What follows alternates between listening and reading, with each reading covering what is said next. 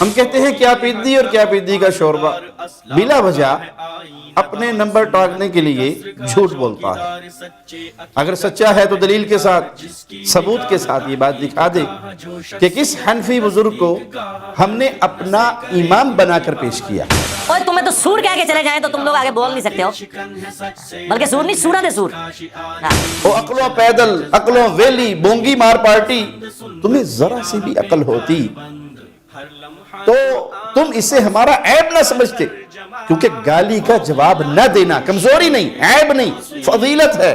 یہ سب مرزے اور اس کے روحانی ابے اسحاق جھالوی کا مکر و فریب ہے کہ رافضیت کو شیلٹر اور کور فراہم کر کے ان کا جرم ہلکا ثابت کرنے کے لیے ناکام ترین کوششیں کر رہا ہے۔ السلام علیکم ورحمۃ اللہ وبرکاتہ۔ ان الحمد للہ نحمده ونستعینه ونستغفره ونعوذ باللہ من شرور انفسنا ومن سیئات اعمالنا من يهده الله فلا مضل له ومن يضلل فلا هادي له اشهد ان لا اله الا الله وحده لا شريك له واشهد ان محمدا عبده ورسوله اما بعد۔ انجینئر محمد علی مرزا نے دلائل کے نام پہ صحیح احادیث سے جو غلط باطل استدلال کیے، الحمدللہ ہم اس کا تفصیلی جواب عرض کر چکے ہیں، اور جو اس نے ضعیف اور من گھڑت بے سند باتیں کی اس کی بھی ہم پوری خبر لے چکے ہیں، اللہ کی توفیق، اس کے فضل اور اس کے کرم سے۔ اب آئیے آگے مرزے نے جو فضول بھرتی کی اس کا بھی مختصر جواب اور حقیقت ملاحظہ فرما لیں۔ ان باتوں کا حقائق اور دلائل کے ساتھ تو کوئی بھی تعلق نہیں، لیکن کوڑے نو کا اب تک جھڑ کے آنا، اس کے مصداق ہم اس کی باتوں کا مختصر جواب دیں گے۔ اس کے 5 الزامات والے بیان کو 56 منٹ کے بعد سنیں۔ مرزا کہتا ہے، اور کچھ عرصے سے یہ لوگ میری دشمنی میں اتنے آگے گئے ہوئے تھے کہ حنفیوں کے بزرگوں کو اپنا امام بنا کے پیش کر رہے تھے، لیکن میں نے انہوں گاٹیاں تو پھاڑ لیا آگے۔ ہم کہتے ہیں کیا پیدی اور کیا پیدی کا شوربہ بلا وجہ اپنے نمبر ٹاگنے کے لیے جھوٹ بولتا ہے۔ اگر سچا ہے تو دلیل کے ساتھ، ثبوت کے ساتھ یہ بات دکھا دے کہ کس حنفی بزرگ کو ہم نے اپنا امام بنا کر پیش کیا۔ اگر یہ صرف اپنی ویلیو بڑھانے کے چکر سے نکل کر حقیقت میں کوئی چیز دکھائے تو انشاءاللہ عقل و ویلی پارٹی نو ہم بتا دیں گے کہ اصل بات کیا ہے۔ اس کی ہوائی فائرنگ تو ایک گدھے کی آواز سے بھی کمتر ہے۔ باقی احساس برتری کا مارا ہوا بیچارہ اپنے بارے میں لمبی لمبی چھوڑتے ہوئے یہ بھول جاتا ہے کہ جب فضیلت الشیخ ابو یحییٰ نورپوری حافظہ اللہ اس کی بیٹھک کا دروازہ بجا رہے تھے تے اندروں کنڈی لا کے چھپ کے بہ گیا سی۔ گاٹے تو پھڑن دی ہمت ہوندی تے کم از کم کنڈی کھول کے مقابلہ تے کر لیندا۔ باقی حنفی بزرگوں میں علم کے لحاظ سے ایسے لوگ ہوئے ہیں جو امام ہیں، اور اہل الحدیث مرزے منگول کی ولادت سے بھی پہلے انہیں امام کہتے رہے ہیں۔ علم کا امام ہونا اور بات ہے، لیکن انہیں اپنا امام بنا کر ان کی اندھی تقلید کرنا اور بات ہے۔ کسی کو علمی لحاظ سے امام کہنے کا یہ مطلب قطعا نہیں کہ اس کی ہر بات کو صحیح مان لیا جائے۔ ملا علی قاری رحمہ اللہ، ان کے بارے میں مرزا منگول کہتا ہے، قتل عمار والی جو مشکات میں آتی ہے اس کے کانٹیکسٹ میں ملا علی قاری نے اتنے گاڑے فتوے لکھے ہیں کہ وہ بات ہم نے کبھی اپنے پلیٹ فارم سے نہیں کی ہے۔ اس کو نہیں کبھی انہوں نے کہا کہ نیم رافضی اور فل رافضی، پتہ ہے کہ اگلے دن بریلوی اور دیوبندی منہ توڑ کے رکھ دیں گے۔ مرزا منگول نے یہاں بھی جمالو والا کردار ادا کیا کہ وہ تمہارا منہ توڑ دیں گے۔ اس بدتمیز انسان کو اتنی بھی عقل نہیں کہ ہم بریلویوں اور دیگر لوگوں کے جن عقائد و نظریات کو غلط سمجھتے ہیں الحمدللہ برسر عام علی الاعلان اس کا رد کرتے ہیں۔ مرزا منگول نے جھوٹ بولتے ہوئے کہا کہ ملا علی قاری نے گاڑے فتوے دیے جو ہم نے بھی کبھی نہیں دیے، حالانکہ یہ اکثر و بیشتر بدتمیزی و گستاخی کرتا رہتا ہے۔ رہا معاملہ ملا علی قاری رحمہ اللہ کا، تو 10ویں 11ویں صدی کے ان حنفی بزرگ نے جو کچھ کہا ان میں کئی باتیں بالکل غلط ہیں۔ خاص طور پہ امیر المؤمنین امیر معاویہ کے بارے میں ان کا یہ کہنا، فَتَبَيَّنَ بِهَذَا أَنَّهُ كَانَ فِي الْبَاطِنِ بَاغِيًا وفی الظاہر مستترا بدم عثمان، اس سے ظاہر ہوا کہ وہ معاویہ رضی اللہ عنہ وارضا باطن میں باغی تھے، ظاہر میں خون عثمان کے پیچھے چھپنے والے تھے۔ ملا علی قاری کی یہ بات بالکل غلط ہے، کیونکہ باطن کا سوائے اللہ کو کسی اور کو علم نہیں۔ خود مرزے کا بھی یہی نظریہ ہے کہ وحی کے علاوہ کوئی کسی کا باطن نہیں جان سکتا، ظاہر پر ہی فیصلہ ہوگا۔ رہا منگولی کا یہ فضول اور بیکار سوال کہ ملا علی قاری کو تم نیم رافضی یا رافضی نہیں کہتے، تو مرزے کے فریب کو جاننے کے لیے دیکھیں کہ ملا علی قاری نے آخر میں عدل و انصاف پر قائم رہتے تمام صحابہ اور اہل بیت سے محبت کی نصیحت کی۔ ملا علی قاری کا جملہ سنیے، بِأَن يُحِبَّ جَمِيعَ الْآلِ وَصَحْبِ، اس لیے ہم انہیں رافضی نہیں کہتے کہ وہ تو تمام صحابہ اور تمام اہل بیت سے محبت کا درس دے رہے ہیں۔ اس حدیث کی شرح میں انہوں نے جو کچھ نامناسب باتیں کی، لیکن یہ ان کا عام وتیرہ نہیں تھا کہ ہر بری بات کو گھما پھرا کر سیدنا امیر معاویہ یا بنو امیہ جن میں جلیل القدر صحابہ ہیں ان پر لے آتا، جیسے کہ مرزا منگول کی بدعات ہے۔ اس کی گستاخیوں کے نمونے ہم آپ کو دکھا چکے ہیں۔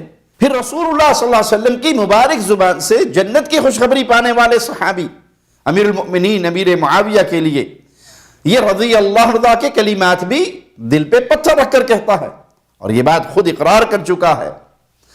خان صاحب کا جملہ فٹ کرنے کی بات بھی کر چکا ہے۔ آگے سنیے، محلے کی بی جمالوں کا کردار نبھاتے مرزا منگول کہتا ہے، اوے تمہیں تو سور کہہ کے چلے جائیں تو تم لوگ آگے بول نہیں سکتے ہو، بلکہ سور نہیں سورا دے سور۔ ہاں، او عقلوں پیدل، عقلوں ویلی بونگی مار پارٹی، تمہیں ذرا سی بھی عقل ہوتی تو تم اسے ہمارا عیب نہ سمجھتے، کیونکہ گالی کا جواب نہ دینا کمزوری نہیں، عیب نہیں، فضیلت ہے، یہ فعل محمود ہے، اوصاف حمیدہ میں سے ہے، یہ اسلام کی تعلیم ہے۔ ہم مرزا منگول سے کہتے ہیں کہ مخالفین کی گالیاں اگر کسی کے حق میں عیب ہوتی تو مرزا تو بتا کہ تیرے مخالف تیرے اوپر پھولوں کی برسات کرتے ہیں، یہ تیرے اوپر پھولوں کے تجھے ہار چڑھاتے ہیں، پھول نچھاور کرتے ہیں۔ اتنا ہی ہر دل عزیز ہوتا تو ایک عرصے سے مساجد میں جا کر باجماعت نمازیں اور جمعہ کیوں نہیں ادا کرتا؟ بیوی سے عہد لے کر یوٹیوب پر کیوں بیان کرتا پھرتا ہے کہ میں نے حرم میں بیوی سے عہد لیا کہ اب کبھی حرم نہیں آئیں گے؟ اچھا مرزا منگول بتائے، اگر اس کے مخالفین کہیں مرزا مداریوں کا بندر ہے، مرزا آوارہ کتا ہے، اگر مخالفین کہیں مرزا جہلمی انجینئر خارشی کتوں کی طرح بھوکتا رہتا ہے، اگر مخالفین کہیں کہ انجینئر مرزا منگول سورا دا سور، بلکہ اونا دا بھی سور، بلکہ سورا تو کھربا درجے بدتر سور، تے دس مرزا پھر تو مخالفین تک کی بگاڑ لیں گا۔ اگر مرزا کہتا ہے میرے مخالفین مجھے سور کہیں، خارشی کتا کہیں، سورا دا سور کہیں، تب بھی میں صبر سے کام لوں گا، تو پھر ہمارے مقابلے میں کیوں بی جمالوں کا ریکارڈ توڑنے چلا ہے؟ آگے سنیے، مرزا منگول رافضیوں کی وکالت کرتے ہوئے ان کو کور دیتے اپنے بابا جھالوی رافضی کے بد اقوال کو پیش کرتے ہوئے کہتا ہے، یعنی مراد یہ ہے کہ لعنت دان نہ کریں، ہاں لعنت نہ بھیجیں، مانیں کہ سب کچھ کیا ہے، اور یہ ماننا اس لیے ضروری ہے کہ ہمارا مقدمہ ہی ختم ہو جائے گا میرے بھائی۔ پوری رافضیت اسی کے اوپر تو کھڑی ہوئی ہے۔ وہ مولانا اسحاق صاحب نے صحیح کہا تھا کہ اگر انہوں نے ان تین بندوں کی غلطیاں مان لی ہوتی نا، حضرت معاویہ رضی اللہ تعالیٰ عنہ، حضرت مغیرہ ابن شعبہ رضی اللہ تعالیٰ عنہ، حضرت عمر بن عاص رضی اللہ تعالیٰ عنہ، تو ابو بکر اور عمر کی داڑیاں نہ کھینچی جاتی۔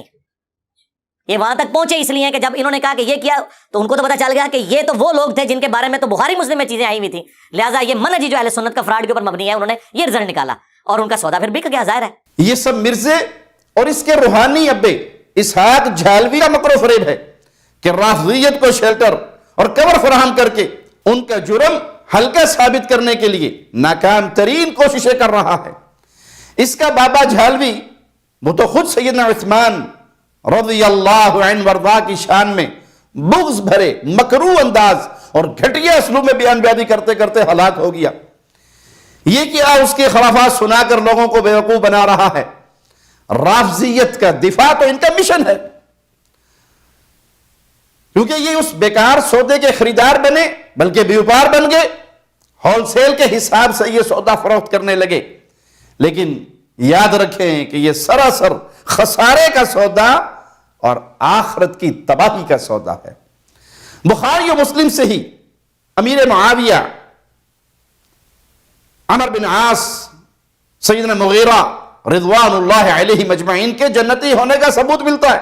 صحیح بخاری سے ہی سیدنا حسن کا اپنی خلافت سے دستبردار ہو کر امیر معاویہ سے صلح کا ثبوت ملتا ہے۔ صحیح بخاری اور صحیح مسلم سے ہی دونوں جماعتوں کے حق پر ہونے، مسلم ہونے کا ثبوت ملتا ہے۔ نہ تو مرزے کے بابے جھالوی کو یہ نظر آتی تھی اور نہ ہی مرزے منگول کو نظر آتی ہیں، الٹا رافضیوں کی طرح ان احادیث کا باطل مفہوم بیان کرتے ہیں، کیونکہ رافضیوں کے مکر و فریب کا سودا انہیں بڑا ہی اچھا لگتا ہے۔ اہل علم اس سودے کی حقیقت سے واقف تھے، انہوں نے اس کی حقیقت بیان کر دی۔ بلا شبہ امیر المؤمنین امیر علی کے مقابلے میں سیدنا امیر معاویہ اور ان کے ساتھی خطا پر تھے۔ اہل سنہ ہمیشہ سے یہ مانتے چلے آئے، لیکن روافض اس پر مطمئن نہیں ہونے والے۔ ان کی تو شدید خواہش ہے کہ ان پر اور ان سے پہلے ابو بکر، عمر، عثمان، تمام انصار و مہاجرین صحابہ رضوان اللہ علیہم اجمعین، ان پر جو جو بہتان رافضی داغتے آئے انہیں سچ مان لیا جائے۔ وَلَن تَرْضَ عَنْكَ الْيَهُودُ وَلَا النَّصَارَى حَتَّى تَتَّبِعَ مِلَّتَهُمْ۔ پھر جو یہودیوں کی تعلیمات کے مطابق سیدنا علی اور حسین کو اللہ کی صفات دیتے ہوئے نظر آتے ہیں، اس شرک کو بھی توحید مان لیا جائے۔ بخاری مسلم تو کیا، ہماری تمام احادیث کی کتابیں ان رافضیوں کے ہاں جعلی ہیں کہ مرزا منگول آنکھیں نہیں رکھتا، اسے نظر نہیں آتی، یا جان بوجھ کے اپنے رافضی آقاؤں کی ہمدردی میں اپنی آنکھیں بند رکھتا ہے۔ وضو میں پاؤں دھونے کی بات کرتے خود بڑے اطمینان، چین، سکون سے بلا تردید یہ کہہ چکا ہے کہ وہ کہتے ہیں یہ احادیث گھڑی ہوئی ہیں۔ پھر مرزا منگول ان کے بہتان پر ایمان لاتے، وضو میں پاؤں نہ دھونے بلکہ مسح کرنے کی تائید بھی کر جاتا ہے۔ در حقیقت بخاری و مسلم کا نام لے لے کر رافضیت ماننے کی اور رافضیت کے عقائد تسلیم کرنے کی دعوت دے رہا ہے۔ جن کے نزدیک ایمان سب سے قیمتی متاع ہے، وہ جھالوی اور منگولی کے دھوکے اور مکر و فریب میں آنے والے نہیں۔ تمام صحابہ کرام، ان کا احترام، ان سے محبت ایمان کا لازمی تقاضا ہے۔ ایمان والوں کو رافضی بہتانات مان لینے کی بجائے مرزا رافضیوں کو ایمان کی دعوت دے۔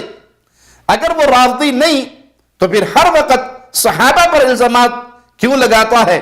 دشمنان صحابہ کو نصیحت پر اس کا زور صرف ہونا چاہیے۔ آپ دیکھ لیں ان 10-12 سالوں میں اس کا موضوع اکثر روافض اور دشمنان صحابہ کی تردید ہوتی ہے یا صحابہ اور ان کے دفاع کرنے والوں کی تردید۔ بس گنتی کے چند بیانات نہج البلاغہ وغیرہ سے کیے، انہی کو ڈھال بنا کر کہتا پھرتا ہے میں نے رافضیوں کو رد کیا، اور اس کے مقلد وہی کلپس دکھاتے پھرتے ہیں۔ اپنی پلاننگ حالات سازگار کرنے کا اعتراف تو پہلے ہی کر چکا ہے، پھر رافضیوں کے عقیدہ تحریف قرآن کا بھی بھرپور دفاع کرتا ہے، ان کے نماز روزے کے خود ساختہ مسائل کو بھی صحیح بتانے لگتا ہے۔ کیا معلوم کل کو اس کے لیے حالات مزید سازگار ہو جائیں اور یہ پوری رافضیت کو صحیح کہہ کر اپنے پچھلے بیانات سے رجوع کرنے کا اعلان کر دے۔ آگے بی جمالوں والی حرکتیں کرتے جو امام ابو حنیفہ رحمہ اللہ کے بارے میں اس نے باتیں کی ہیں، اللہ کی توفیق، اللہ کے فضل سے اس کا ہم الگ جواب دینا مناسب سمجھیں گے اور انشاءاللہ تفصیل سے جواب دیں گے۔ اللہ سے دعا ہے اللہ ہمیں دین اسلام پر، دین توحید پر قائم رکھے، اس دین کا خادم بنا کر رکھے، آخری لمحے تک یہ خدمت ہم سے لیتا رہے اور اپنی جناب میں اس کو قبول فرمائے اور اس حال میں اپنے پاس بلائے مولا ہم سے راضی ہو، ہماری زبان سے لا الہ الا اللہ کا توحیدی ترانہ گونج رہا ہو اور ہماری روح اللہ کی جنتوں کی طرف پرواز کر جائے۔ اقول قولی ھذا واستغفر اللہ لی ولکم ولسائر المسلمین۔ ہر لمحہ قرآن اور سنت کا ترجمان، فضیلت الشیخ توصیف الرحمان۔